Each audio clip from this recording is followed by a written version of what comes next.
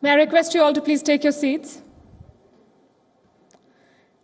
Conflicts and the quest for peace is not just limited to the political sphere, something that we discussed just now. Sustainable development, they say, is the peace policy of the future.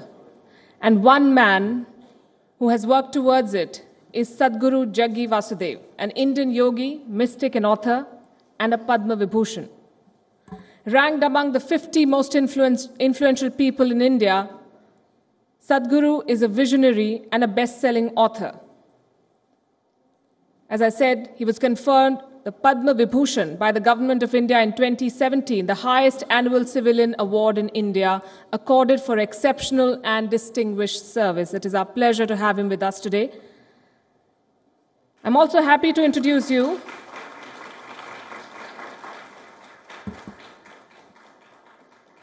I would like to introduce you to Mr. Riz Khan, a veteran journalist and an illustrious with an international career spanning decades. May I welcome on stage Sadhguruji of the Isha Foundation and Mr. Riz Khan to talk about a possibility beyond present realities.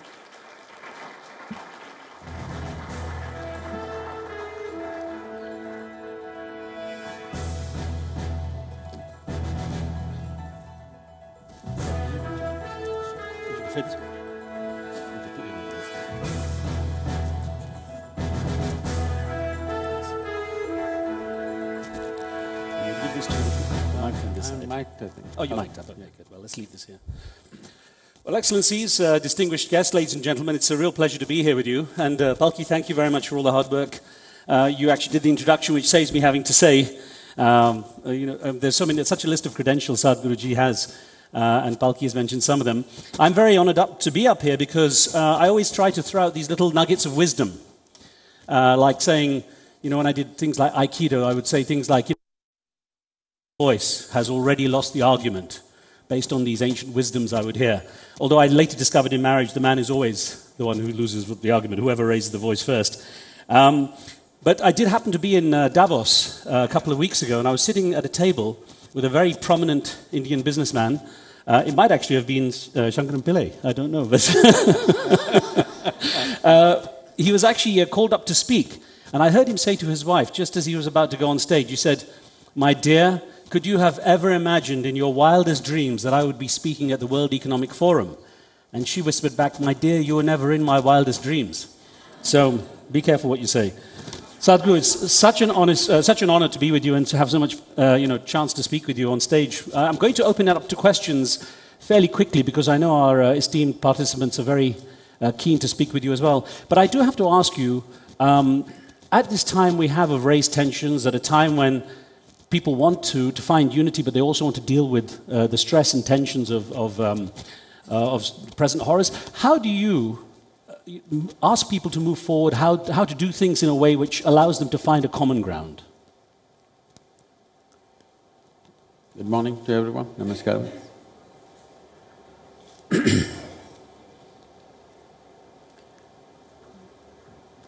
This is that kind of time that whatever you say will get judged in an extreme way.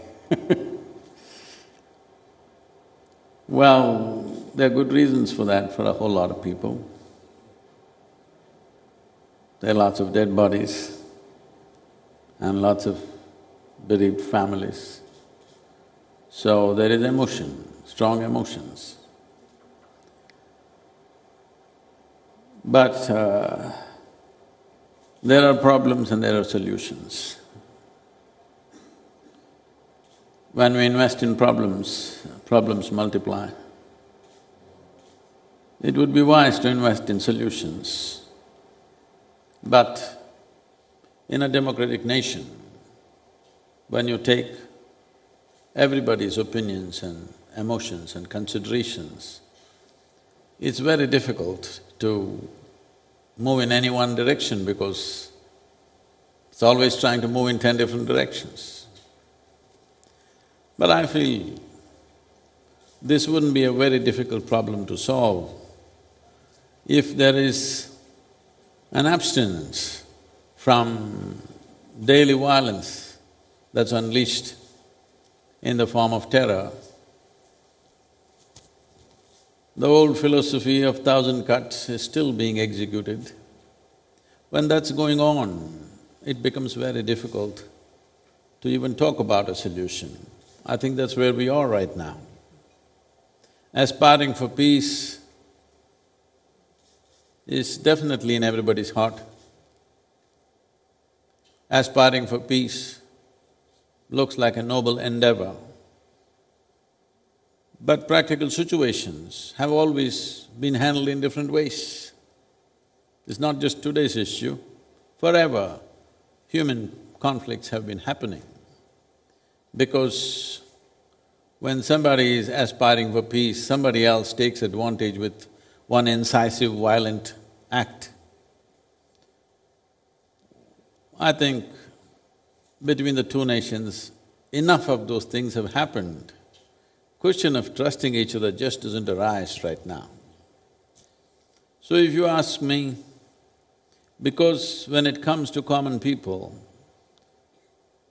their aspirations of economic well-being is one of the important things. As a region, we have 33% of the world's malnourished.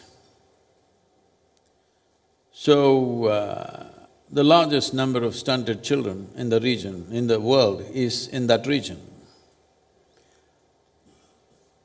So individual people and families, if you take them, their aspiration will be very economic. I feel putting economics as a front foot is the best way to do it. I think India made a serious effort in giving this most favored nation status to our western neighbor, but that did not yield any result as such. Today, it's sort of been withdrawn by putting 200%, whatever you call it, a cess or a tax or whatever it is. So, talking peace is a very fashionable thing. Everybody talks about it. But when it is being declared by the proponents of this violence very clearly, our goals are not geographic. That is, Kashmir is not the goal. Once we liberate Kashmir, we will liberate the rest of India. When these things have been clearly stated, I don't see how you can talk with the same people endlessly peace because it's ridiculous. So I feel the region has to make efforts to bring an economic prosperity. I think if the rest of the countries show economic prosperity, I'm sure people in Pakistan don't aspire for anything else, they also aspire for their well-being. It is just that certain forces in every nation behave like they represent every human being in that country, but it is not true. You should see the bonhomie that Indians and Pakistanis have outside the country. When they're outside that region, they do very well with each other. Once they are there, not possible.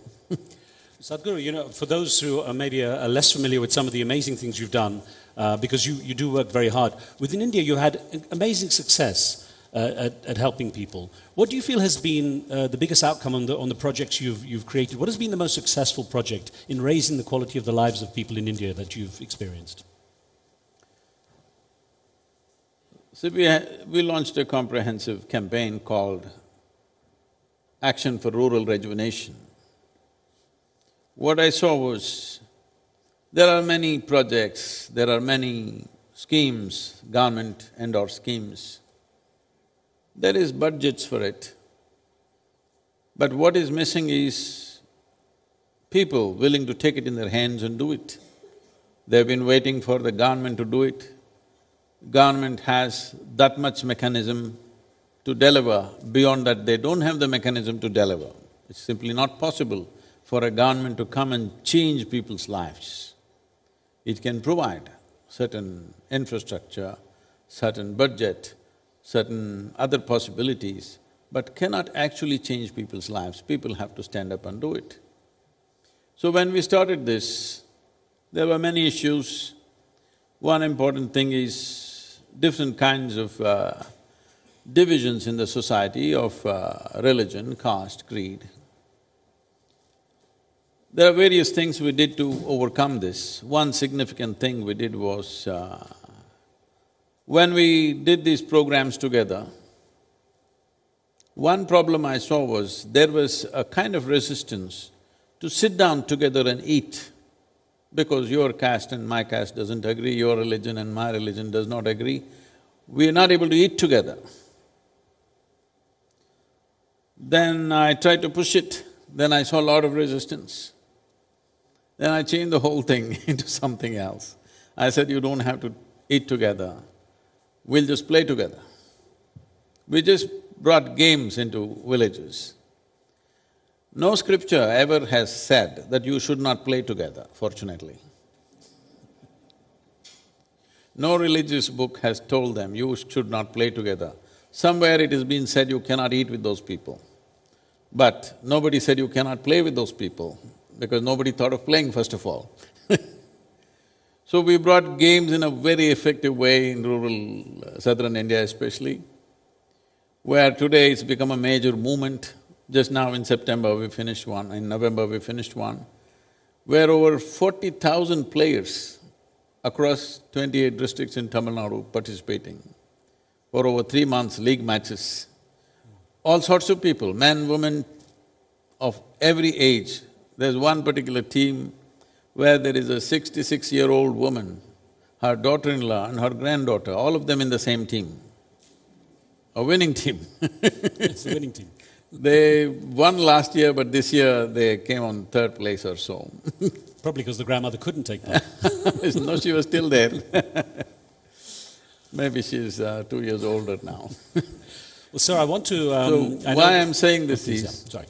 this moment of playing games, we have education, we have health and other things on the ground, which are all important. But for all of that to run smoothly, I saw this sport became a fantastic tool to deliver those things, because suddenly there was an exuberance and joy in the villages and the sense of competition and pride about the village, that they wanted their village to win. Suddenly they forgot what caste they are, what creed they are. Nobody ever thought of asking, what is Virat Kohli's caste? It never occurred to them. But if the local politician is standing for election, they will find out what caste he is. But nobody worries about the sports person, so we kind of leveled that and managed to deliver. So similarly in every area, even these differences of nationality, we could overcome by some means which is a little offbeat, which is not the usual things we're talking about. Two religious people can never agree upon anything because they have been indoctrinated that way. Two armed forces cannot agree because their business is like that. Politicians cannot agree because that is the way things are with them. But this is the thing about business, why I said economics should be the front foot is, the nature of a businessman is such, if the deal is good, he will deal with the devil also. That's what is good about him. Well, let me do this. I know our participants are very keen to speak with you, and you've been very kind to say you're happy to take questions from the people who've joined us today. So I don't know if we have microphones on the ground, but we can certainly take a couple of questions. I promise I will get to the questions in the order which I see the hands go up, and the lady there has her hand up first. Let's see if we can get your microphone. Just behind you, ma'am. I'll come to them in the order I see them. There's someone at the back there I see as well. I'll get to you. I'll get to you. Namaskar, Guruji.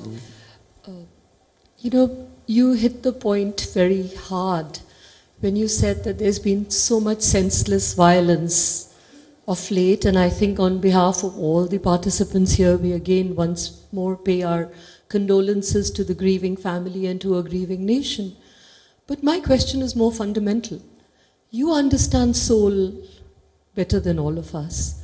What is it in the human soul that drives us to this violence, senseless I must say, and then derive pleasure out of it? Because unless, like you said, there's pleasure, we don't like to do anything. You talked about the joys and happiness that you brought with your games in the village, but what is lacking in our souls that we get pleasure out of violence? Well, I would like you to take away the senseless, because those are words of poetry. But violence makes sense to somebody. That's why they cause violence, because it makes sense to fulfill certain goals of their own. So let's not be in that kind of a utopian mindset that violence is senseless. No, there is sense to it, a very cruel sense to it, but there is sense to it because a whole lot of things historically have been achieved with violence. So people know if you are capable of unleashing a certain level of violence, you will achieve your goals. So it is not senseless. Only for somebody who's looking at only the blood and gore and not seeing the design behind it, it is not violence by default, it's not like crime. This is violence with design, driving towards a certain point, and if we do not stop it or if we do not counter it appropriately, their designs will be fulfilled. So it is not senseless, it is sense, but unfortunately, it's senseless for the lives. About your soul, we need to understand this. Once we identify with something, whatever is our identity, of caste, creed, religion, nationality, once we identify ourselves with something, the very nature of human identity is such that we will start working for that identity. That identity becomes more significant than life at some point. We're willing to live for it, we're willing to die for it. It may be a family, it may be a nation, or it may be a religion or a race, but once you identify with something, that's how human mind works. To create a world beyond these identities, well, that's the ideal, that's what we all strive for. But is that reality close by? No. I'm not somebody who lives in a dream state. I live in this world, I know the realities of this world. Are we anywhere close to that? No, we are not. But today that possibility of taking ourselves in the direction of beyond identity kind of world, beyond limited identity kind of world is much more a possibility than ever before because technology has made the borders of the nation, the borders that you set forth in so many different ways of societies is kind of broken and it's become very porous. Young people are communicating with each other, it doesn't matter, there is war or peace, they're communicating with each other. So there is a much bigger possibility today of taking the world towards a humanity which identifies as humanity, not with race, religion, nation, whatever else. But right now the reality is, nation is the largest segment of humanity we can address for solving any problems. We are still not in that kind of state where we can address the entire globe. We have not come to that state where we will embrace each other and live in absolute joy or peace. That is not anywhere close. So nation is the largest piece of humanity we can address, so that identity is probably better than other identities within the nation. So in that context, national boundaries should have been settled, especially when we got our independence. We should have settled our national boundaries one way or the other. Little give and take somewhere and we should have done it whichever way. But we have not done that, we are still living with a LOC or line of control, which is all the time out of control. So fundamentals of making a nation, there are many aspects to a nation. One basic piece of it is sovereignty of the nation. That means we know where our nation begins or where it ends. When that is in constant confusion, then these fights become inevitable, unfortunately. I think it is time, one way or the other, we must settle as to what is our nation, what is not our nation. If we don't settle this, we will bleed generations to come. I'm going to try to get to the hands in the order I saw them. The gentleman there is next, and then I know at the back we have two as well. We'll get to you. Sadhguruji, I have a question. My name is Guru Raj Rai, and I want to know from you your view on giving and forgiving. Is it essential for a pleasant human experience? Well, first of all, why do you accuse somebody of something and then try to forgive them? I don't forgive anybody because I don't accuse anybody of anything. Everybody is doing what they know best. What they know best may not be the highest thing in the world, but they're doing what they know best. Can we evolve people to a higher level of thought, emotion and action? This is all it is about. But every human being is functioning at the level that he or she is. So where is the need to accuse them and then forgive them? I'm not for forgiving because I have no bitterness about anybody, so why should I forgive anybody? There's no such thing. About giving, what is there to give? We come with nothing. Did you come with an investment into this world? Then how are you going to give? There is nothing here which is really yours.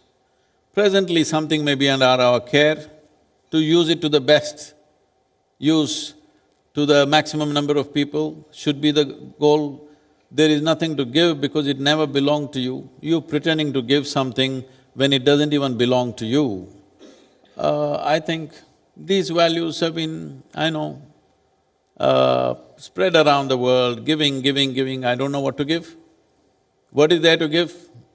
Only if you steal from the world you can give, otherwise what is there to give?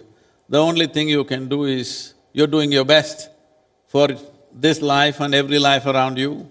That's all a human being can do, because you come with nothing and go with nothing.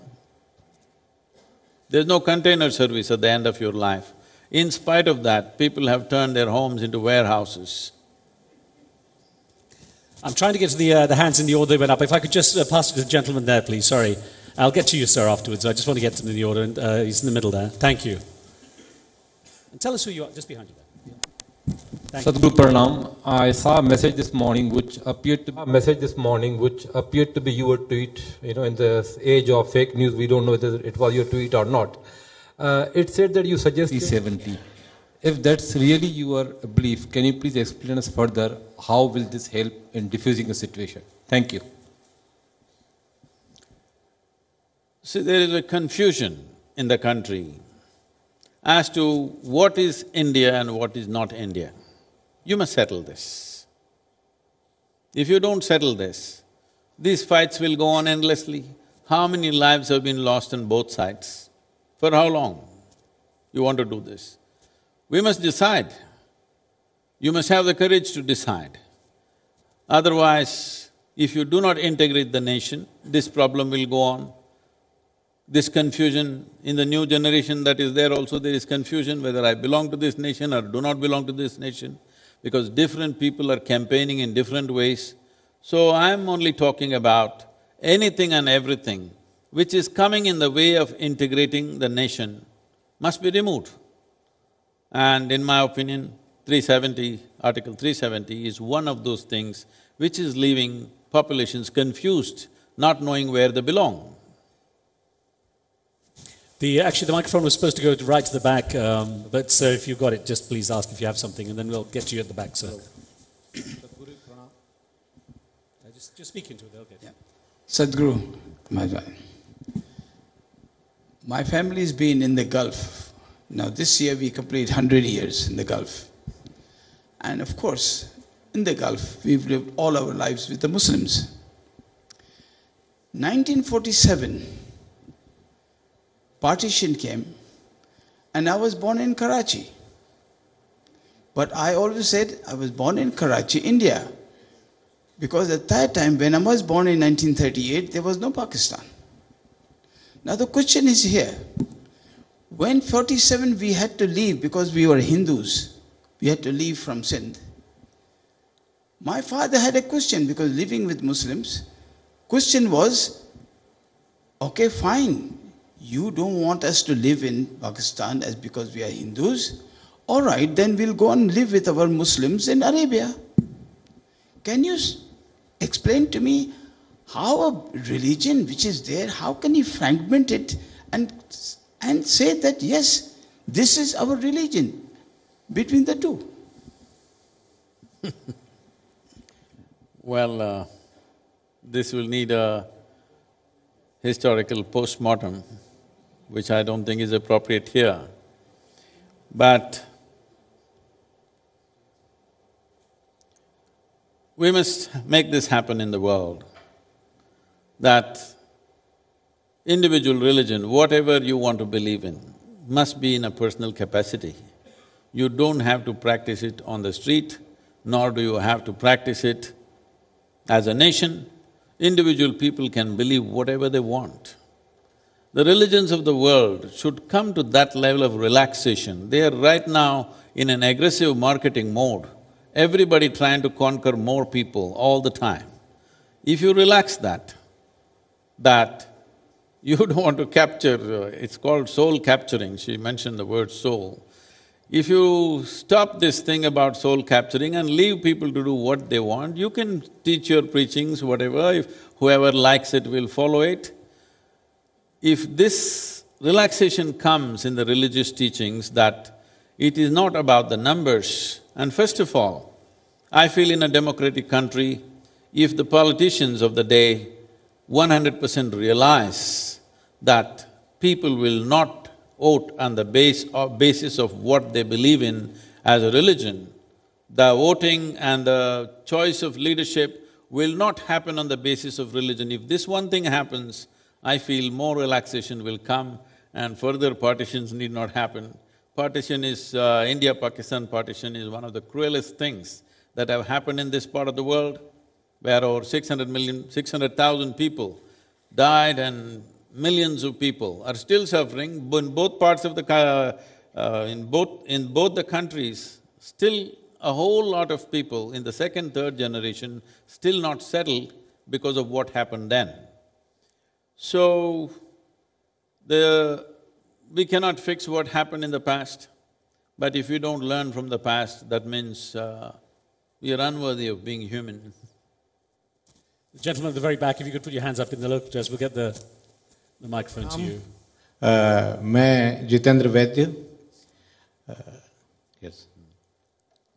Gurudev, there is so much anger, emotion going on in our country at the moment. There was a Mahabharata and there was a fight between Kaurav and Pandavas. And after so much of tolerance, Krishna intervened. Do you think that now we are seeing a Krishna? The Krishna will appear and do the justice with this battle? Thank you, sir.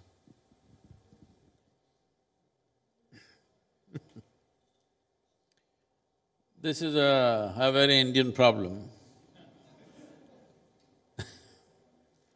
We always think somebody will come from somewhere and save us. It's very important to understand. Then also he did not come. He was there, just like you, but took responsibility to see if he can sort out a few problems of the day. Similarly today, if we stand up to sort out the problems, we may succeed, if not all out, at least to the extent that we can in our lifetimes. But expecting some Messiah to come from somewhere and transform our lives, this must go. This happens because India is one nation which remembers a few thousands of years of history in the form… because our history was not written in a simple factual way, but it was written in a dialectical way as a living story. Because it was written in a living story, you still keep living 6,000 years ago. It's time you come to 21st century. Solutions will not come from anywhere else. If we stand up to find solutions, we may take a few steps. The way the situation is right now, solution is not nearby, but we may take a significant few steps in our life so that solution will happen sometime in near future. If we don't take these steps and we wait for somebody to descend from somewhere and solve our problems, anyway, I want you to know that even in Mahabharata, when Krishna came, as much as he tried, he could not solve the problem. It ended in a disaster. So, I hope we won't wait for somebody to come and make a disaster out of this, that we need to stand up on both sides and find some solutions. I'm going to ask Mr. Mubarak, just wait a moment, I'll get to this gentleman and I'll come to you, sir. Yeah. My question to you, Sadhguru, is that you said that Article 370 should go. Shouldn't Article 370, 371, rather than being seen as an act of keeping two entities apart, be seen from the perspective of constitutional safeguards to religious and ethnic minorities when the state came into play after 1947? Well, Karthikeya, that question is not relevant because there are more minorities in the rest of India than in one state called Kashmir right now. So how do you say that? On what basis? So are you going to pass the Article 370 for every state wherever there is a certain amount of population? It doesn't work like that. Hello? Yes, Mr. Sadhguru. I want to ask you about psychedelics. Do you think psychedelics can help diffuse violence if given to leaders? You want to dope them now, nothing else worked.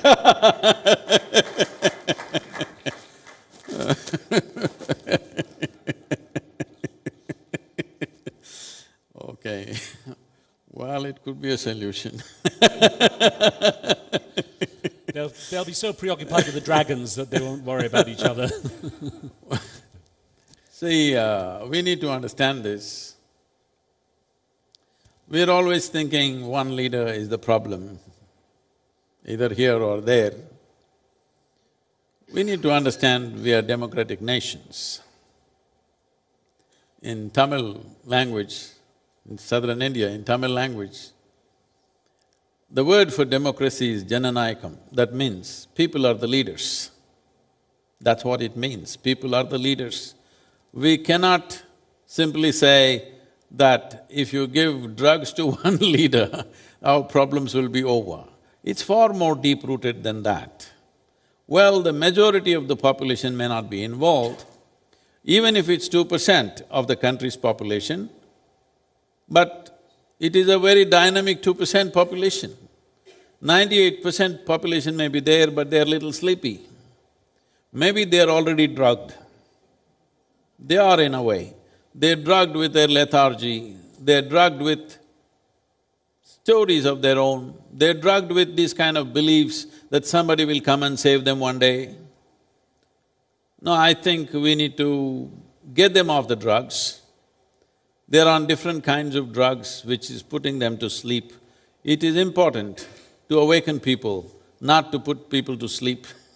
Putting people to sleep is a temporary answer, and when they come back, you don't know what all they will do. When the drug wears off, we don't know what they will do.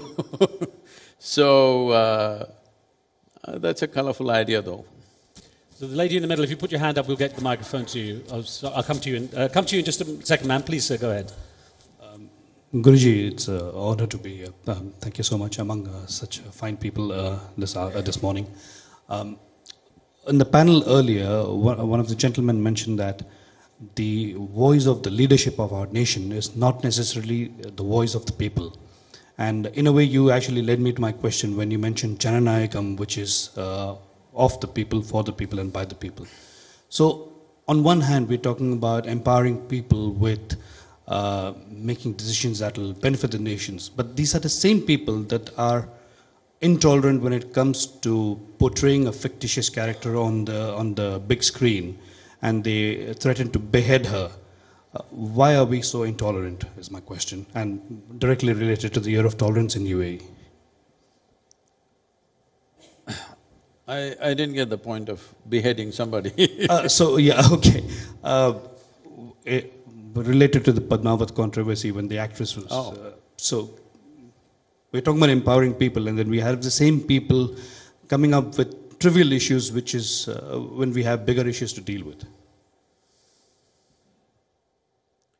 See, democracy leaves people with a certain amount of privileges without any particular mechanism to insist on a responsible behavior from everybody. So a whole lot of people misuse these privileges in different ways. Don't take that as the standard. That's not how most people are. Anyway, about whether the leaders represent people or not, the argument generally is, well, only 60% of the people voted. Out of that, the present leader got only 31%, so how can he be the nation's leader? Well, what the hell are the remaining 40% of the people doing? When they have not voted, they have no rights to comment either. So if it matters to you, you must stand up and vote, it's a privilege, you must exercise that. And how should you exercise it? It's very important now that the elections are coming and maybe many of you do vote in India. See, the important thing is if democracy has to work, the feudalistic mindset has to go, in the sense, if even one family votes as one unit, then it's not democracy. This is the idea of secret ballot, that everybody should think for themselves and vote. If you vote as a family, if you vote as a caste, if you vote as a religion, even if you vote as a party, I'm saying something which is going to be… I'm going to be unpopular with all the political parties in the country. I'm saying this political party membership should be taken away. There should be no such thing, because I see, particularly in United States, if you ask somebody, he says, I'm a Republican. Why? My father was a Republican, my grandfather was a Republican. So your vote is already decided. This is a feudalistic way of existence. Where is the democracy in this? We are getting there also rapidly. In our country, it was not like that in the beginning, but now we are getting there very rapidly. I feel this political membership should not be there. There should be a limit. If they need that many people, maybe 500 people, 1,000 people to run their party, that many people can be the members. Public should not be members because they're pre-committed, which is not a good thing. Every time when the election comes, you must evaluate what's happened in the last 5 years, is it worthwhile, whether we should give them another chance or not, is something that each individual should decide.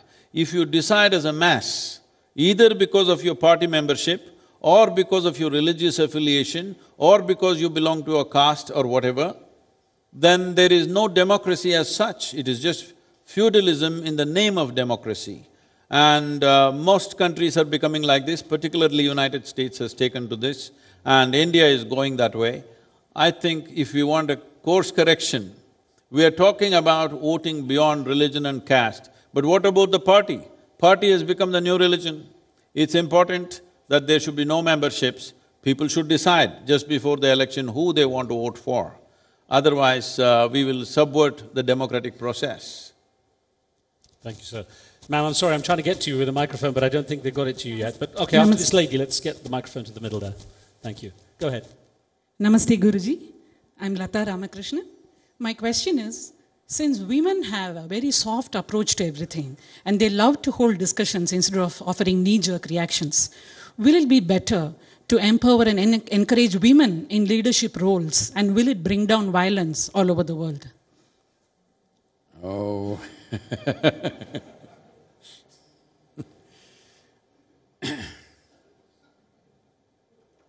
With all due respect to the ladies, whenever there were women leaders, either in the world or within our country, in the States, unfortunately, it's not been proven so.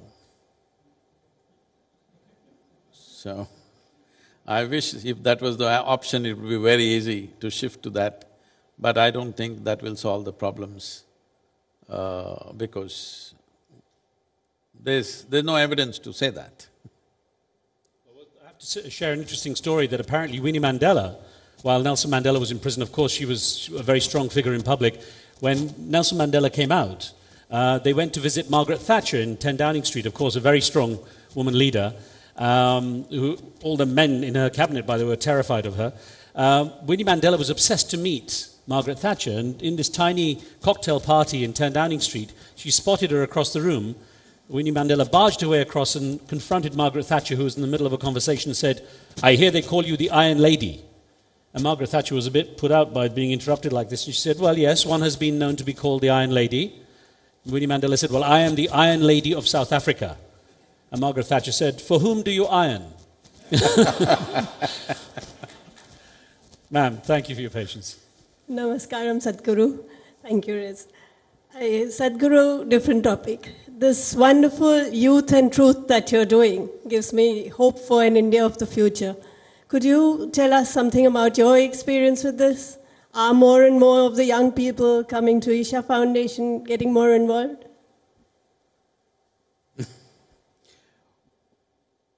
Well, the reason why I went out to do this when already there are too many things on hand is, this is a constant refrain wherever I go, a whole lot of people who come in touch with whatever we are doing.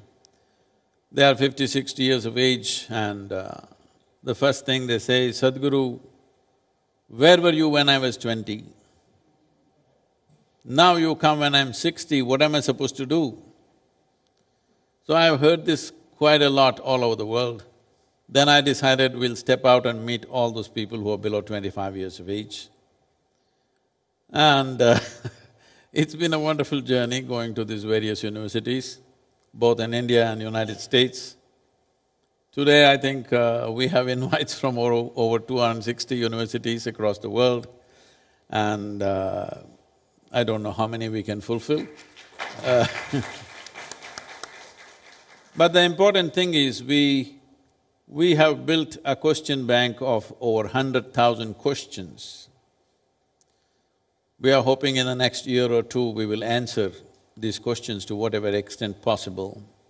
And we want to build a digital book where youth have a reference book for whatever questions they have some kind of solution. The idea is to make it available to everybody, irrespective of where they are. It is also being translated into some 18 or 19 languages around the world, so that it finds access to people irrespective of the nations and the societies in which they exist.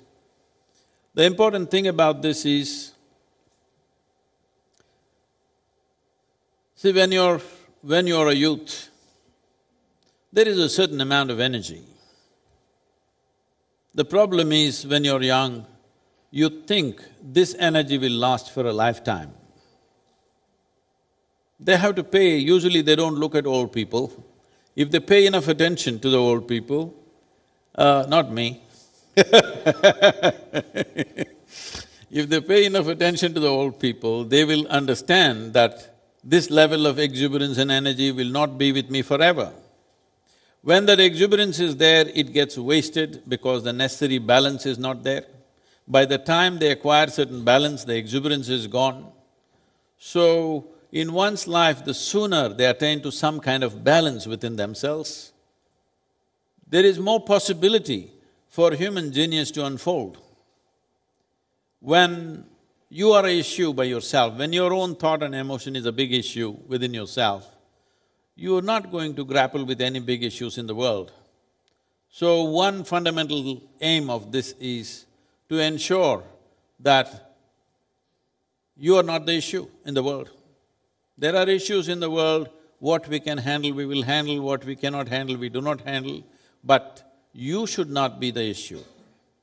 So for this, the most fundamental thing is, there is an inner balance within the human being. The sooner it happens in one's life, the better it is for that individual human being and better for the entire humanity. I'll just say the BBC trained me as a journalist, TV journalist, to live by the clock, so we have 2 minutes. Mr. Manish Tiwari, I'm going to try and get you the microphone just for a last quick question. You'd asked. Sorry, we just got… he was next with his hand. I wasn't sure if we'd have the chance, so if you could just give him a chance to… We have literally 2 minutes, please. Just. Mr. Manish, you're going to… Oh yeah, sure, and I can then speak, unless we can get it to you. We'll try and get it to you, sorry. You can speak. I'm sorry, we were so tight for time, and I was just watching the hands as they went up, so… Here you go, behind you, sir. Thank you. It's always a pleasure hearing you, Sadhguruji. You know, I heard you talk about identity, sovereignty, technology. But technology has completely eroded Westphalian sovereignty. Today, you have the Facebook lands, the Twitter lands, the Instagram lands, which do not respect national boundaries at all. So when we talk about sovereignty, are we obsessing about a 19th century concept which has become completely passé? Definitely, but we need to understand the region which we are right now referring to. 33% of the world's malnourished children are in this region, in India, for that matter. So,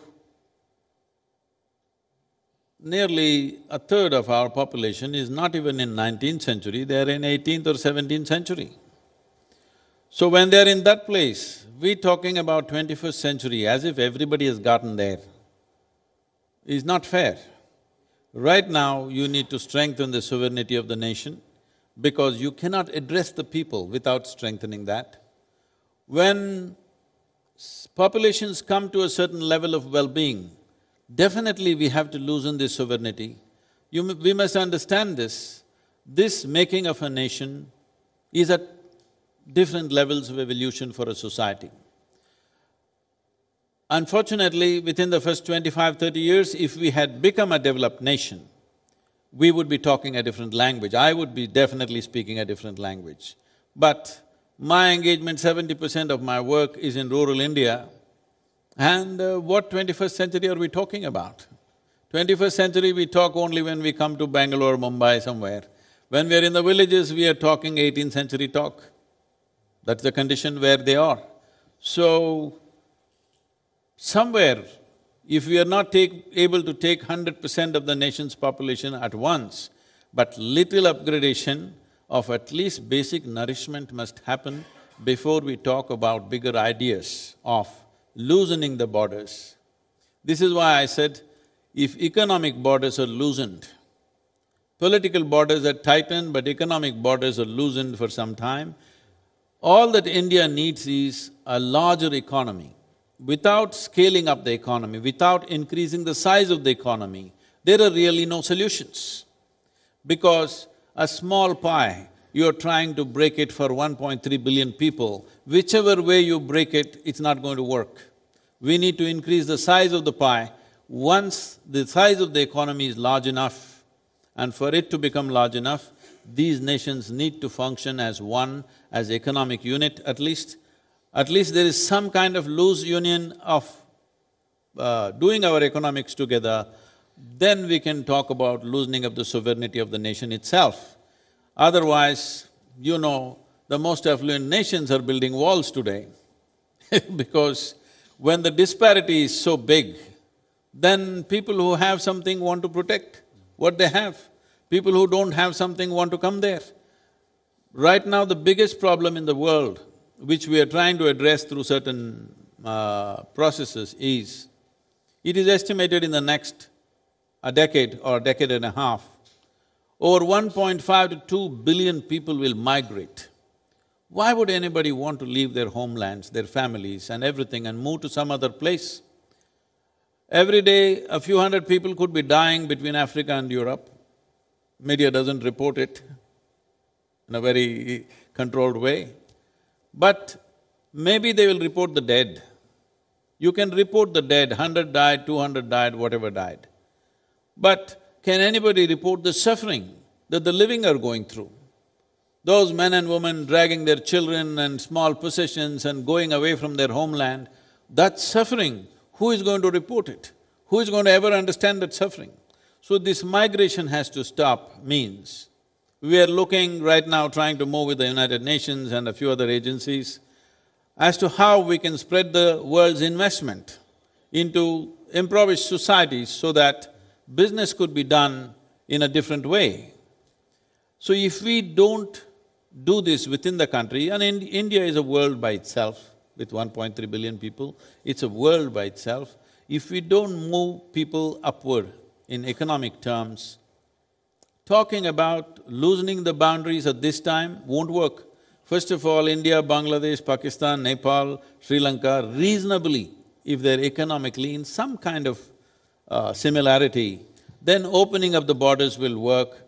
Otherwise, when the disparity is too heavy, if you open it up, there'll be chaos and inevitable conflict. And just a thought, by the way, technology is changing every day. There's word that YouTube, Twitter, and Facebook might merge, except we'd end up with YouTwitface. So that might not be so good. Sadhguruji, thank you so much for taking so many great questions. Thank you very much, sir. Thank you. Balki, I hand over back to you. Thank you. Please, sir.